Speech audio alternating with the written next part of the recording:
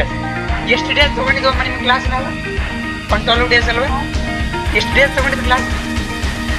S, ಬರೀ 12 ಡೇಸಲ್ಲೇ ಮುಗಿಸಿದೀವಿ ನಾವು ಒಂದ್ಸತಿ. ಈ ಸತಿ 45 ಡೇಸ್ ಮಾಡಿ. So 3 times extra. ಎಸ್,